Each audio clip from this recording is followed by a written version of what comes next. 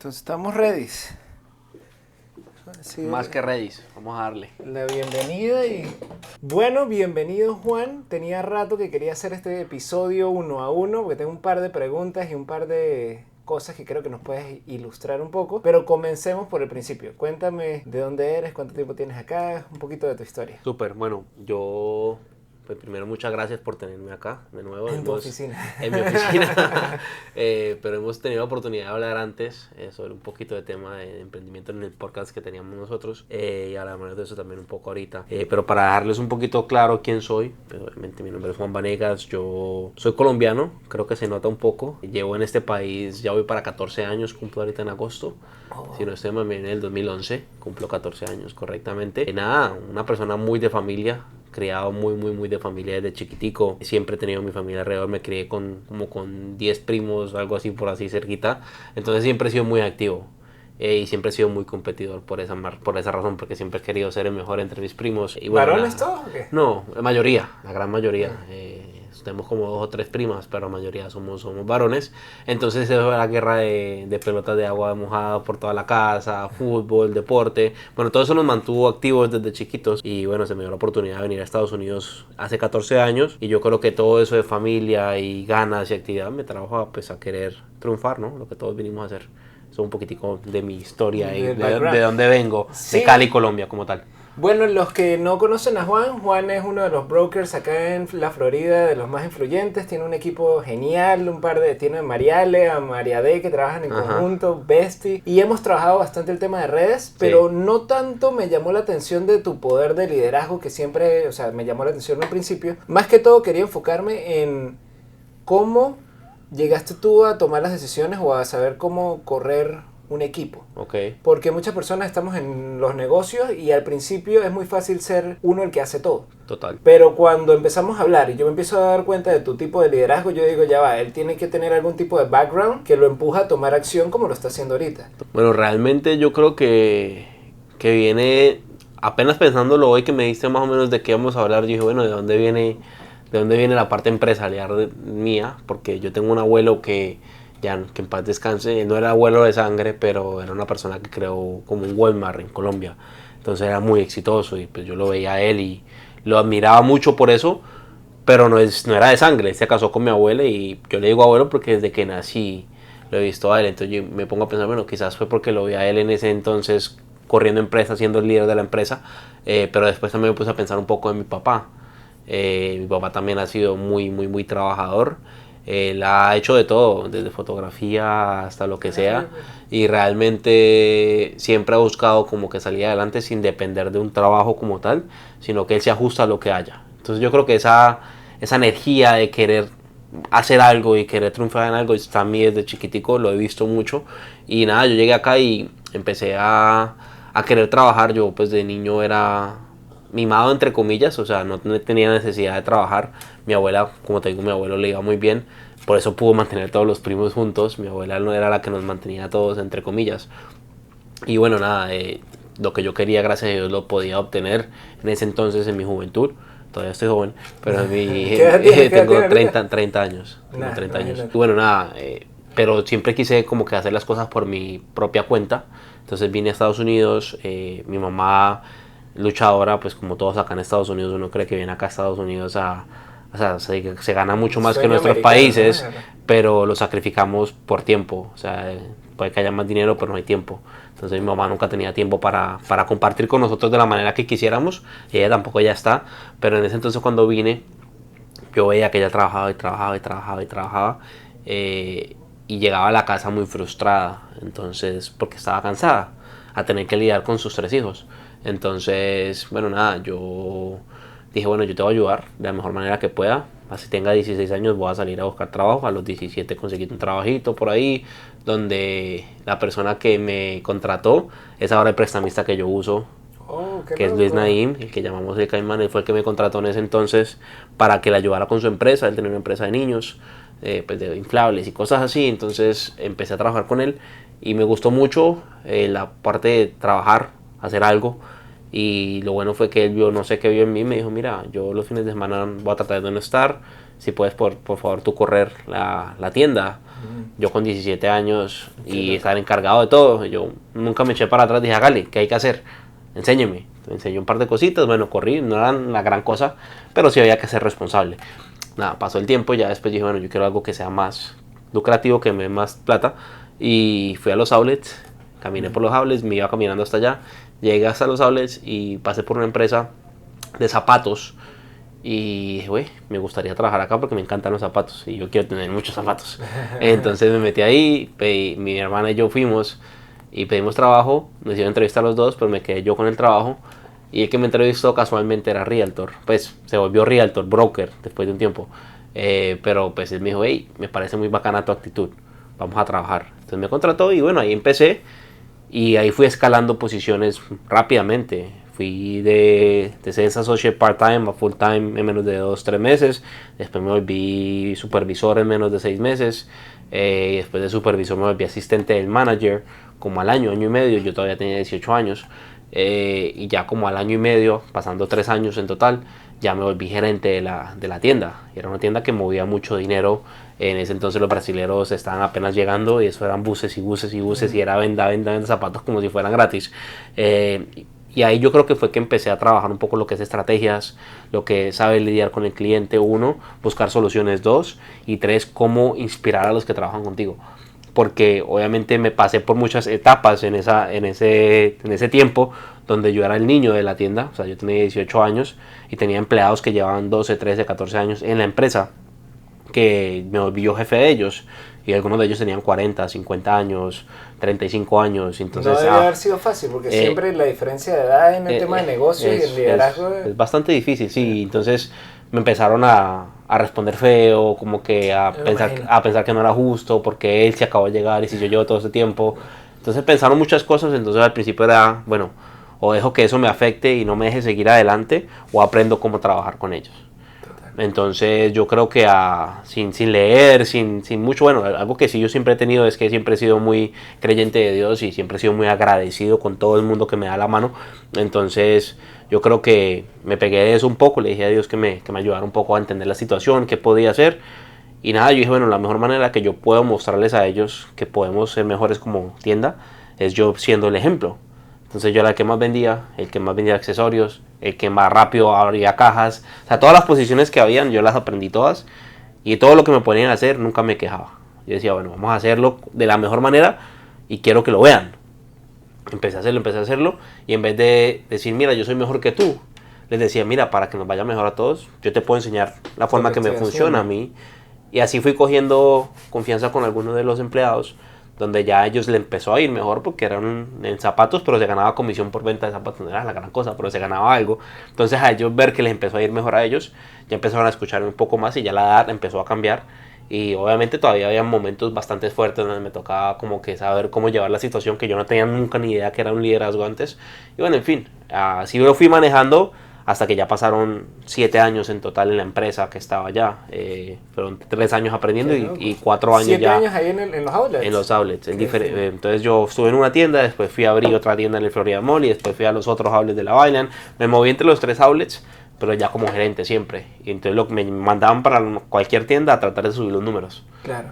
No están dando números, Juan. Vaya, pam, pam, pam. Entonces empecé a coger mucho respeto de las personas mayores de la empresa. Y nada, me encantaba pues poder hacer eso. Y ya como que sentía que había una chispa de que yo quería hacer más. O sea, tenía 19 años, ya era gerente, ya entre comillas me respetaban. Hacía como 60. Fue rápido, porque si llegaste, estabas sacando cuenta. Si llegaste como a los, ¿qué? 16 dijiste. 19 son 3 años. Sí, 3 años. Súper rápido. 3 años, ya estaba haciendo como 60,000 al año, pero no tenía vida. O sea, no había holidays, no había nada. O sea, mi vida era el trabajo y yo no me quejaba. Y encima de eso, porque quería ayudar a mi mamá y porque quería hacer más cosas, decidí comprar una casa a los 19 años. En ese entonces costaban como 150, 160,000, 180, una cosa loca. Pude comprar una propiedad y bueno, empezaron más responsabilidades. A medida que ganamos dinero nos metemos en más cosas. Obviamente ojalá que sean inversiones y no gastos bobos, pero en fin.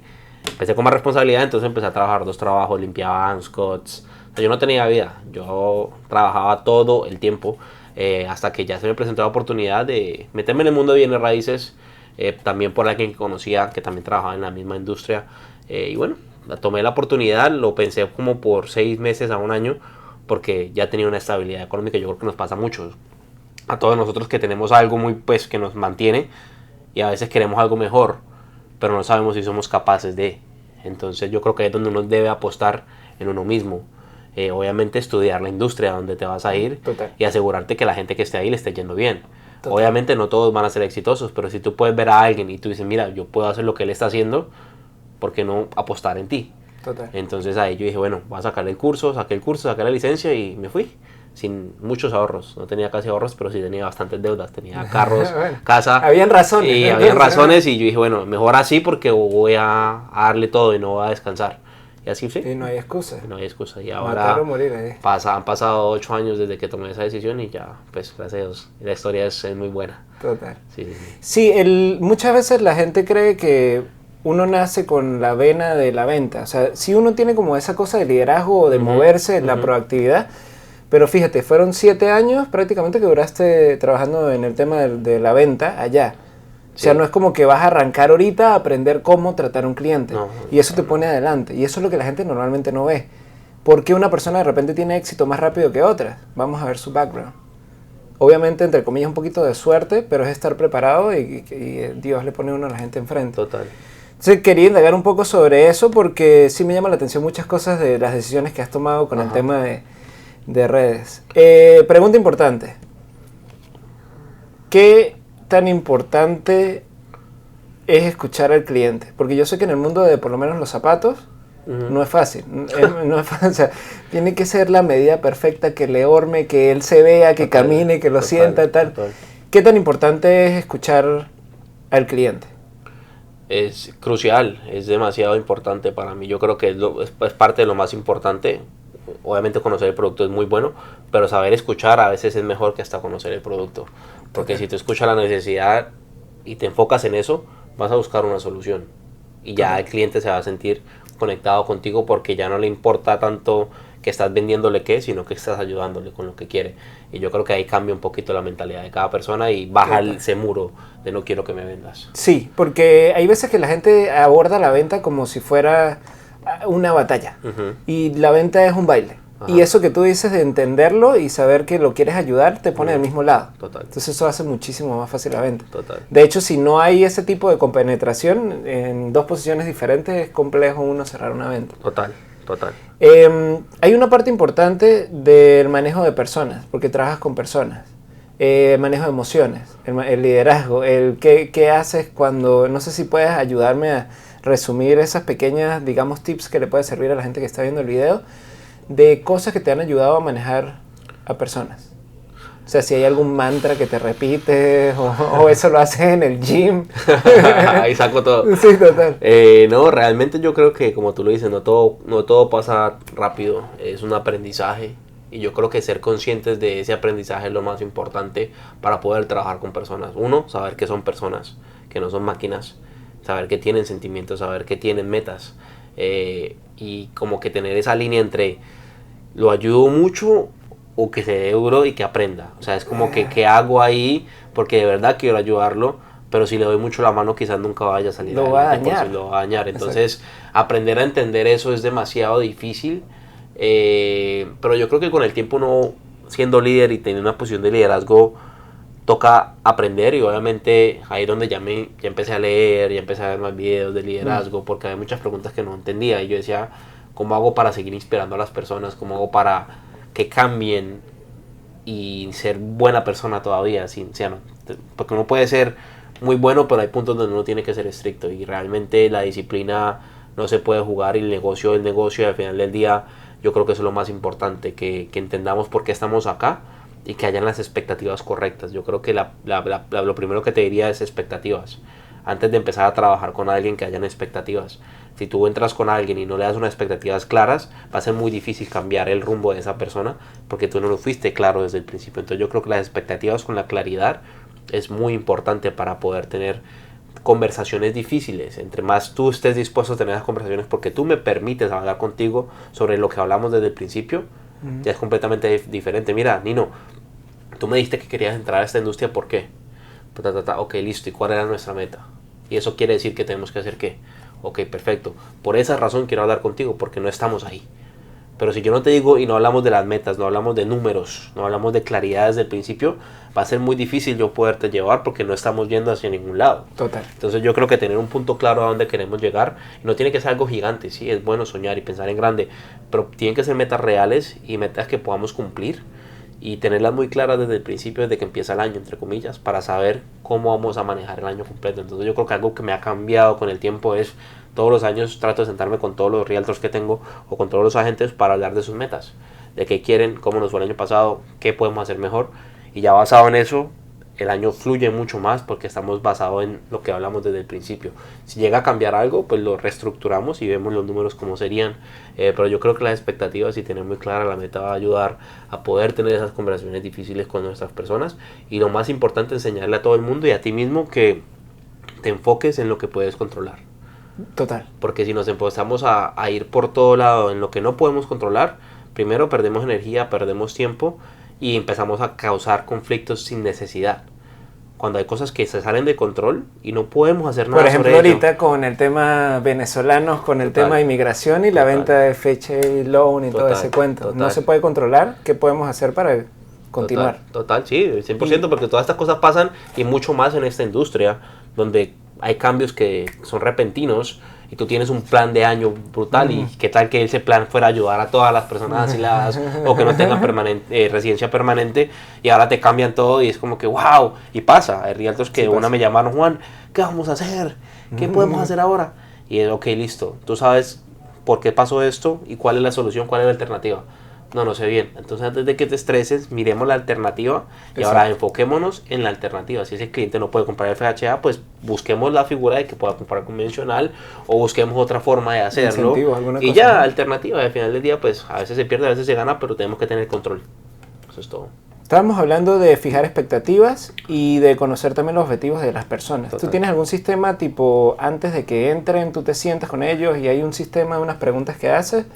¿O es algo así como que necesito que estemos los dos en la misma página y cada vez que hablo con un realtor, lo hago? Yo tengo un spreadsheet que yo creé que te da claridad sobre tu año y te dice más o menos cuántas ventas quiero, cuánto significa eso en volumen de comisión, en volumen de venta, cuánto significa en volumen de comisión, cuántas personas tengo que tener en prospectos mensualmente. Entonces como que te da más o menos una figura completa, pero más que eso yo creo que tenemos nos sentamos por lo menos 2 o 3 horas al principio del año, hacemos un one-on-one donde hablamos de todo eso. Ellos lo escriben en su libro, yo lo escribo en mi libro, tenemos el spreadsheet. No todo el mundo sigue el spreadsheet, no todo el mundo es bueno para estar llenando spreadsheets y no puedes esperar que todo el mundo haga lo mismo que tú haces, y eso es algo que tengo clarísimo, pero después de que lo tengan presente y escrito en algún lado, que tú lo tengas escrito para que les pueda recordar, es suficiente. Me llamó mucho la atención todo este proceso, tu forma de delegar y de literal integrarte con ellos para aumentar los números.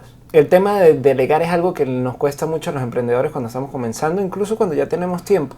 Yo creo que como empresa todo el mundo tiene que aprender a delegar. O sea, si tú quieres poder en la vida, poder tener tiempo libre, ¿sí me entiendes? Y yo creo que si no tienes una empresa y tu empresa depende de ti, tú no puedes garantizarle a la empresa que siempre vas a estar ahí. Que es el problema cuando uno está solo en venta. Ajá. Porque si vendes, bien, se gana. Pero supongamos que no puedes porque fuiste de viaje o saliste, separa totalmente el negocio. Separa el negocio. Entonces es importante crear un sistema que te funcione de diferentes maneras para que no dependa 100% de ti. Entonces yo creo que delegar es algo crucial en todas las empresas donde tú puedas salirte un poquito y ver, crear líderes. Es importante crear un líder porque al final del día, sea con tu empresa, sea lo que sea que termine siendo esta persona, estás creando una persona que va a ser exitosa y va a darle beneficio y muchas cosas a otras personas en su vida. Entonces cuando tú creas líderes, yo creo que das una huellita. Y yo tengo muchos realtors que ya no están conmigo, que ahora veo y están explotándola, y me alegra mucho porque yo sé que yo fui parte de esa persona y creé una semillita y le ayudé de cierta manera, y para mí eso llena mucho más que el dinero, poder ver a una persona llegar a donde quiere llegar y hacer lo que quiere hacer, ¿no? Entonces yo creo que crear líderes no sucedería si alguien no hubiese delegado. Digamos, yo no estaría aquí hoy si la persona en los zapatos no hubiese decidido delegarme el cargo de supervisor, delegarme el cargo de lo demás que terminé haciendo, y yo creo que de eso se trata la vida, de aprender y enseñar. Tú aprendes y ahora tienes que enseñar. Y obviamente hay cosas que tú eres muy bueno y hay cosas que no eres tan bueno. Entonces las que no eres tan bueno, delégalas más todavía. Total. Las que eres muy bueno, enséñale a alguien que lo haga por lo menos un 80% de lo que tú haces y también delégalo. Obviamente no, si ya te quieres retirar del todo, lo podrías hacer en un punto si lo haces muy bien. Pero la idea es que tú te enfoques en lo que tú haces mejor. Y tú seas clave para eso y desarrolles eso. Y que eso se pueda duplicar en un momento. Pero 100% lo que no sabes hacer o lo que no eres tan bueno, no trates de gastar dinero en clases y clases y clases y clases y clases. Simplemente hay personas que son muy buenas en eso y puedes delegarlo. Entonces yo creo que eso se trata la vida, de crear equipos y poder subir todos juntos, ¿no? Y que todos vayan saliendo adelante. Total. Yo digo siempre que la primera parte que no podemos delegar es cómo conseguir clientes y cerrar los clientes. Por lo menos en un principio cuando somos dueños de negocio. Porque la parte operativa en algún punto yo pensé que yo era único, que mi forma de editar era una cosa loca, como yo grababa los videos y tal. Y luego me vi obligado para poder adquirir más clientes, empezar a delegar. 2 equipos, estos van y graban acá, estos acá, yo voy y dirijo y luego igual las ediciones. Como eran tantas cosas, era inhumanamente, o hacía eso o conseguía clientes. Total. Entonces empecé a delegar y lo que tú dices es verdad. Hay gente que uno, o sea, con un 40, un 50% de lo que uno hace, Total. está bien. Si tienes 3 o 4, ya son 40, 40, 40 y los 3 pueden llevar un proyecto y tú tienes el tiempo para hacer lo que es realmente más importante para tu negocio. Total. Que en este caso puede ser, al principio es siempre conseguir los clientes. Total. Ya luego es, ok, tengo los clientes, ¿cómo optimizo los procesos? Y eso es algo que no puedes delegar mucho. Total. Sin embargo, hay muchas cosas que se pueden delegar. Pregunta importante. Hablamos de visión y de metas. ¿Cuál es la visión de Juan y cuáles son las metas de Juan? Uf, eso es demasiado cambiante para mí. Yo creo Hoy. que... Hoy. Sí, hoy, por eso te digo, pensando en el futuro, yo empecé el año con unas metas muy claras y ahora mi mayor meta en este momento es libertad. Libertad, ¿en qué sentido? En que yo pueda hacer lo que quiero y lo que me hace feliz. Y para poder lograr eso, necesito muchas cosas. ¿Qué necesito? Una empresa que aprenda a correrse sola. Necesito que mis agentes que trabajan conmigo, que son mis socios, puedan ser exitosos, porque de su éxito depende que yo pueda enfocarme en otras cosas. Entonces mi meta en este momento es poder encontrar la manera de llegar a esa libertad financiera. Y hay muchos vehículos que estoy trabajando en este momento, que obviamente son propiedades que tengo, propiedades que estoy comprando, diferentes cositas que están armando ese perfil de poder tener una libertad financiera. Yo quisiera retirarme a los 40 años. Yo quiero retirarme a los 40 años y sé que lo puedo lograr. Entonces, yo sé que esta vida solo es una y hoy en día mi enfoque más es a la familia. Yo te conté desde el principio que siempre he sido una persona muy familiar. Entonces, yo quiero tener una familia. Todavía no tengo niños, pero quiero tener niños. Y yo no quiero ser un padre ausente. Total. Yo quiero estar ahí, yo quiero ver crecer, yo quiero llevarlos a la escuela, yo quiero recogerlos de la escuela, yo quiero llevarlos a los partidos de fútbol si juegan fútbol, yo quiero ser parte de la vida de ellos. Y la única manera que yo puedo lograr eso es delegando y teniendo una empresa o teniendo inversiones que sean pasivas, que no dependan tanto de mí. Y obviamente yo voy a dedicarle tiempo, ciertas horas al día, a esa empresa que esté construyendo en ese momento. Entonces esa es mi meta ahorita, estoy construyendo todo eso para poder empezar a crear familia. En ese momento yo creo que eso es lo que quiero hacer, porque, no sé, como te digo desde el principio, yo no quiero ser millonario y no estar. Porque al final del día el tiempo no te lo va a volver nadie. Tú te puedes morir con miles de millones, pero nunca puedes volver atrás y crear todas las memorias que pudiste haber creado y estando ahí. Entonces yo creo que ahorita ese es mi enfoque totalmente y estoy haciendo todo lo posible para llegar allá. Me llama la atención la edad tan específica, 40 años. Sí, yo creo que lo pongo por una fecha, por ponerme un límite, entre comillas. Si pasa mejor, más temprano, mucho mejor. Pero yo no me veo después de los 40 saliendo a buscar qué hacer. Tengo que hacer... Bueno, el retiro a los 40 es súper cool.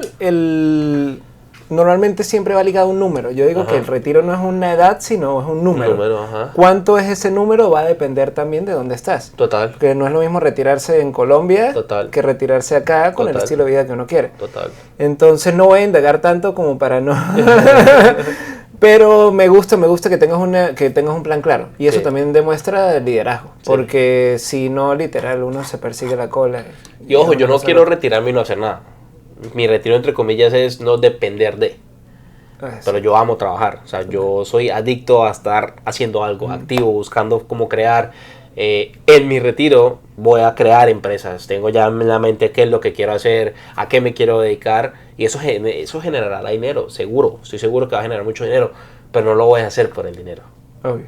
Entonces a eso le llamo retiro. Lo voy a hacer para que ya tenga algo que en su número, dependiendo de dónde esté, me genere lo que necesito para vivir bien y para poder seguir creando, y donde pueda dedicar mi tiempo a lo que realmente quiero hacer, que puede generar mucho dinero también, pero no va a ser la clave. ¿Y qué es eso? En este momento quiero hacer unas fundaciones. Una de ellas es para el fútbol. Ajá. Me gusta mucho el fútbol, pero siento que, digamos, en mi país, en Colombia, el fútbol no llega a su tope por la falta de mentalidad que tienen los jóvenes. La mayoría de los jugadores muy buenos pueden ser jóvenes de barrios bajos. Entonces los ven jugando bien, los sacan de ahí, los meten en equipos, les va muy bien, hacen fortunas y terminan pobres. Es educación financiera. Es ilógico para mí que pase esto, porque yo conozco y soy clientes míos, son jugadores de fútbol, conozco muchos que han tenido mucho dinero en su transcurso, algunos han hecho inversiones buenas y gracias a Dios algunos me han conocido a temprana edad y hemos podido hacer un trabajo financiero no solo de casa, sino qué debo hacer, qué debo invertir, cómo puedo hacer para que cuando me retire esté bien. Porque la vida de un futbolista es de 10 años, 12 años. De cualquier deportista realmente, desde los 18 hasta los 35, por ahí. Entonces, ¿cómo puedo construir mi vida en 12, 13 años? Entonces, yo creo que eso no empieza ahí, sino que empieza desde los 10 años, desde los 11 años, desde los 12 años, entendiendo, 1, los valores de la familia, 2, cómo manejar el dinero, y 3, obviamente, pues tener una espiritualidad que les va a ayudar a tener tranquilidad, porque ese mundo es muy fuerte, ¿no? Entonces yo creo que esa fundación se va a encargar más que todo de preparar a los deportistas, no solo jugadores de fútbol, quizás puede hacer otras cosas, a tener una mentalidad y saber qué hacer cuando tengan dinero. Y yo creo que en el momento que tú cambies la mentalidad de una persona, va a jugar mejor, va a tener metas diferentes, va a tener cosas mucho mejor de lo que uno cree que podrían tener, y eso va a ayudar a que en Colombia pues vaya a tener unos deportistas mucho mejores, la mentalidad. Y yo creo que eso es lo que nos da la diferencia entre Europa y Latinoamérica. Es el tipo de mentalidad con lo que los entrenan, con lo que los trabajan y que hacen todo lo demás. Entonces estamos hablando de cambiar prácticamente el futuro de gente en Colombia, o sea, de personas en Colombia futbolistas. De deportistas, eso está súper cool. Y lo que me gusta a mí de las fundaciones es que también tienen muchas ventajas fiscales y te pueden ayudar con todo el proyecto económico de vida, entonces brutal. Total. Una de las cosas más importantes en los negocios y tipo retiro y lo que hace uno con dinero, más allá del monto, es qué hace uno con ese dinero. Entonces tener un respaldo o una vocación o digamos, algo que nace de adentro es sumamente importante, porque hacer dinero por hacer dinero no tiene ningún sentido, y menos si es a costa de tu tiempo también. Entonces digamos que el dinero per se no te trae la felicidad, pero si tú haces fundaciones, apoyas a tu comunidad, eso sí trae felicidad cuando uno ve gente creciendo y gente digamos, tomando los rumbos y tomando el control de sus vidas y no en los desastres financieros que de repente se dan en el mundo del deporte. Entonces, bueno, Juan, creo que por esta parte de conocer un poquito qué hay detrás cuál es el contexto y todo ese precedente que tenía, la duda, yo quiero mostrarle a la gente lo que hay detrás de las personas exitosas. Por lo que te dije en un principio, mucha gente ve el capítulo 10 de Juan ahorita y se comparan con su capítulo 1 y no saben por qué no funciona, pero no ven todo lo que hay detrás, de que no todo es un camino de rosas, de que la persona que uno es ahorita es el resumen de todas las experiencias y todos los fracasos que hemos tenido durante la vida. Entonces quería ahondar un poquito en eso. Gracias por la apertura y contarme un poco de las cosas personales, que sé que a veces uno entre hombres es un poco complejo, pero nada, muchas gracias por tenerme acá en tu oficina el día de hoy. No, gracias a ti, Nino. Realmente me gusta contar eso y realmente yo quiero que la gente piense en éxito y no piense solo en dinero. Porque si estamos enfocados en el dinero, puede que lo logremos y puede que haya muchas personas exitosas que tienen mucho dinero pero no tienen nada. Entonces yo creo que va mucho más allá del dinero. Yo creo que es una riqueza completa, integral y eso se trata de buscar realmente tener paz contigo mismo. Es muy importante. Y poder dejar huella en esta vida y poder ayudar a los demás. Yo creo que eso se basa el éxito. Entonces nada, aquí estaremos siempre pendientes para lo que necesites, bro. Gracias. Brutal. Hay que grabar otro. De una, gracias. Estuvo bueno.